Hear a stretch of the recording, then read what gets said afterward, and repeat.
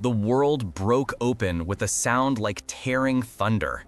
Not the thunder of the heavens, which had just hours before drenched the Belgian earth in a furious downpour, but the man-made thunder of 100 cannons firing as one.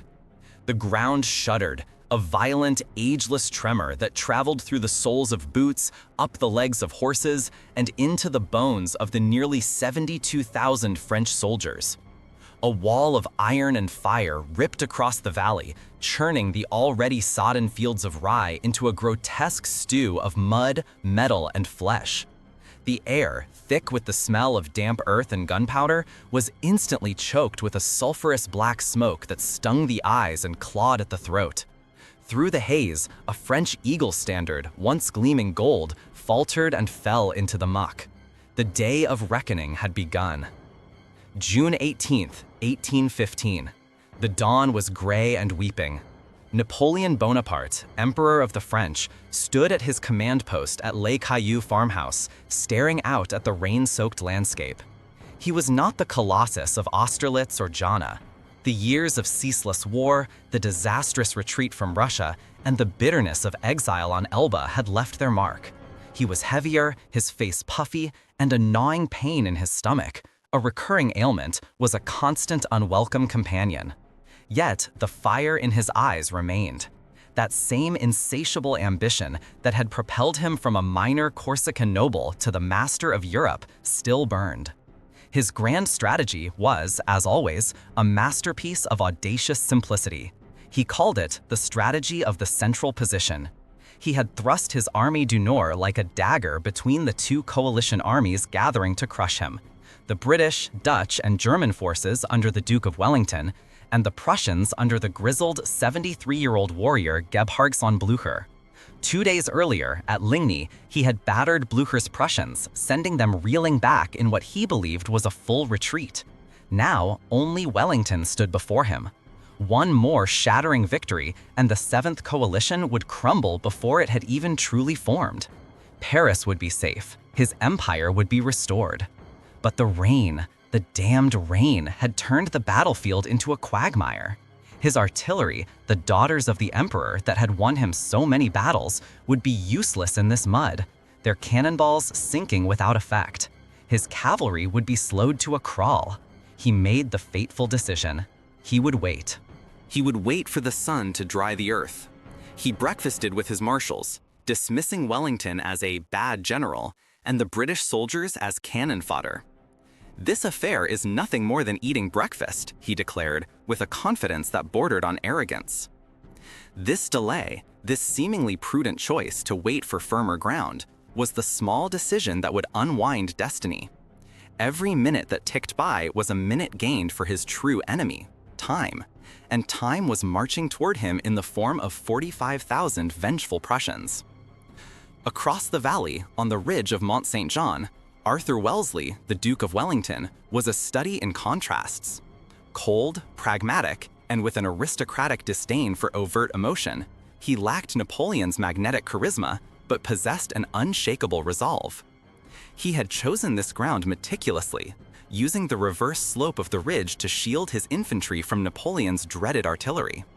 He had fortified 3 key positions as breakwaters for the coming French tide: the walled chateau of Hougoumont on his right flank, the farmhouse of La Haye-Sainte in the center, and the hamlet of Papelotte on his left. He knew Napoleon's textbook strategy: a massive artillery barrage followed by a crushing infantry assault on a single point to break the line. Wellington's entire plan was to simply endure, to hold, to absorb the punches until help arrived. He had Blücher's promise. The old Prussian, unhorsed and nearly captured at Ligny, burned with a personal hatred for Napoleon. He had promised Wellington he would come. "I shall arrive," his message read, "not with 2 corps only, but with my entire army." But as the morning dragged on, Wellington could only stare east, praying the promise wasn't an old man's boast. Around 11:30 a.m., Napoleon judged the ground dry enough. The battle began not with the main assault, but with a diversionary attack on Hougoumont. It was meant to draw Wellington's reserves away from the center, but it quickly devolved into a savage, bloody battle within a battle. French infantry swarmed the orchards and woods around the chateau, fighting hand-to-hand with British guardsmen and German riflemen. A small group of French soldiers, led by Sous-Lieutenant Legros, smashed down the north gate with axes and poured into the courtyard. For a moment, it seemed the fortress would fall. But in a desperate counterattack, a handful of British Coldstream Guards fought with bayonets and musket butts to force the gate shut again, trapping and killing all the Frenchmen inside except for a young drummer boy. Hougoumont would not fall. The diversion had become a meat grinder, consuming thousands of France's best troops for no strategic gain. At 1:30 p.m., the real storm broke. 80 cannons of Napoleon's Grande Batterie opened fire on Wellington's center. The bombardment was terrifying, a ceaseless roar that shook the very air. Then, the columns of General D'Erlon's I Corps advanced, 16,000 men marching shoulder to shoulder towards the Allied line. It was a vision of Napoleonic power, a blue tide of infantry, bayonets gleaming, drums beating the pas de charge. They surged up the slope, overwhelming the Dutch-Belgian troops at the front. The Allied center was buckling. Wellington, watching intently, knew this was a crisis point. It was then that he unleashed his own thunderbolt. Lord Uxbridge, commander of the British heavy cavalry, was given the order: charge. 2 brigades of the finest horsemen in Europe, the Household Cavalry and the Union Brigade, crested the ridge and plunged into the dense French columns. The effect was devastating. The French infantry, caught in their marching formation, were defenseless against the storm of steel. Sabers rose and fell, cutting down men like wheat. The French attack was shattered, sent streaming back down the hill in panic. But victory intoxicated them. The British cavalry, their blood up, lost all discipline. They galloped on, past the infantry, all the way to Napoleon's main cannon line, sabering the gunners. It was a glorious but suicidal act. Napoleon unleashed his own lancers and cuirassiers, who caught the exhausted and scattered British horses and cut them to pieces. Wellington had plugged the hole in his line, but at the cost of his best heavy cavalry. What would you have done as the commander in his boots? Seeing your elite troops breaking the enemy, would you have held them back or let them pursue their glorious fatal charge? The battle entered a new attritional phase. Napoleon turned his attention to the farmhouse of La Haye-Sainte, the linchpin of Wellington's center. Meanwhile, his greatest cavalry commander, Marshal Ney, the bravest of the brave, made a critical error. Seeing what he mistook for a general Allied retreat, he gathered the bulk of the French heavy cavalry, nearly 5,000 armored cuirassiers and lancers, and, without infantry or artillery support, launched a massive charge against the Allied infantry on the ridge. Wellington's army met the charge with their ultimate defensive weapon, the infantry square. Thousands of red-coated soldiers formed tight, bristling boxes of men, 4 ranks deep, presenting a wall of bayonets in every direction. The French cavalry thundered towards them, a magnificent, terrifying spectacle. But they could not break the squares. The horses shied from the steel, and the riders were met with disciplined volleys of musket fire that emptied saddles and brought down men and beasts in screaming heaps. For 2 hours, Ney, in a frenzy of frustration, led charge after charge. The ground between the squares became a horrific landscape of dead and dying horses and men.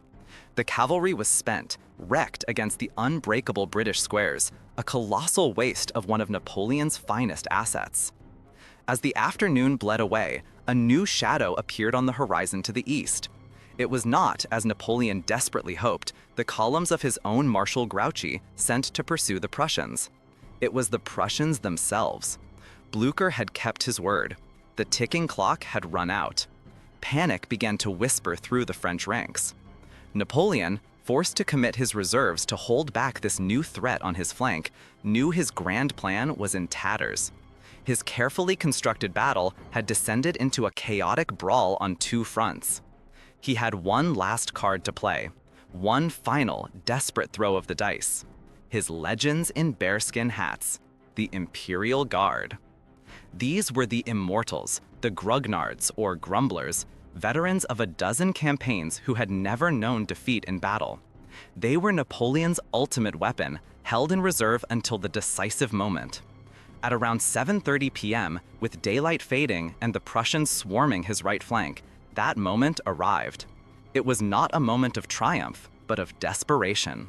He unleashed 5 battalions of the Middle Guard, not on the weakened flank, but in a final head-on assault against the very center of Wellington's line, the point that had resisted him all day.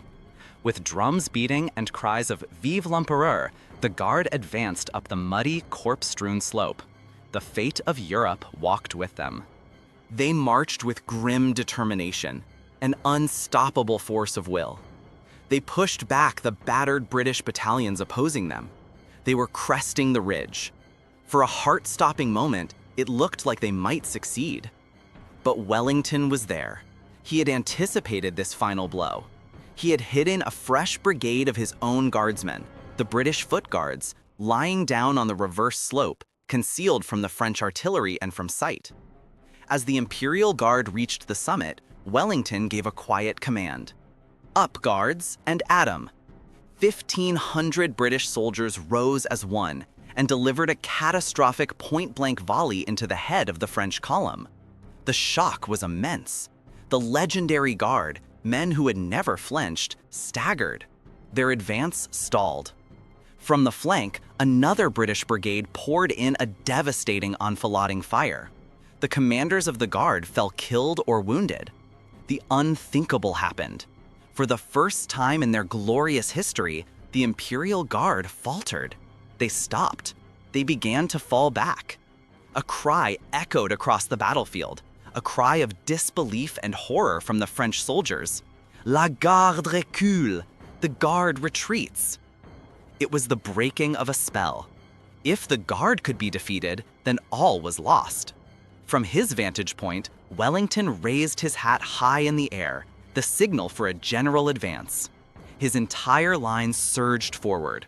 Simultaneously, Blücher's Prussians finally smashed through the French right flank. Napoleon's army, assaulted from the front and the side, its spirit broken by the defeat of its icons, disintegrated. The retreat became a rout, a panicked flight for survival. Napoleon, his face a stone mask of shock, was swept away in the torrent of his fleeing army. The man who had redrawn the map of Europe, who had made kings and broken empires, was now just another fugitive in the dark. And what of Marshal Grouchy, the man tasked with preventing this very disaster?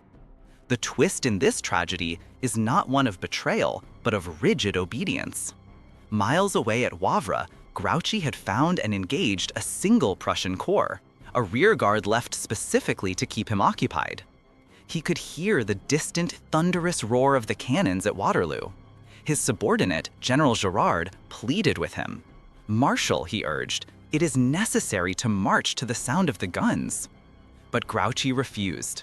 His orders from the Emperor were to pursue the Prussians. He would follow his orders to the letter, deaf to the sound of his emperor's doom. Napoleon was not just beaten by his enemies, he was undone by the failure of his own command structure. In the blood-soaked twilight, as surgeons worked by lantern light amid the screams of nearly 50,000 wounded and dying men, Wellington surveyed the cost of his victory. He later wrote, "Nothing except a battle lost can be half so melancholy as a battle won." His triumph was not a moment of glory, but of profound sorrow for the horrific human price of ending one man's ambition. Empires built on the will of a single man are as mortal as the man himself. When the myth of his invincibility was broken, the empire shattered with it. The dream of Napoleon Bonaparte died in the mud of Waterloo. As darkness fell completely, the only sounds over the fields were the groans of the wounded and the distant rhythmic thud of shovels. Teams were already beginning the grim work of digging the mass graves, a quiet, earthy sound that signaled not just the end of a battle, but the final, heavy price of an era. Was Napoleon's defeat truly the result of his own arrogance and a muddy field? Or was it the tragic, fatal adherence to orders by Marshal Grouchy that sealed the fate of an empire? Who do you think bore the true responsibility for this day?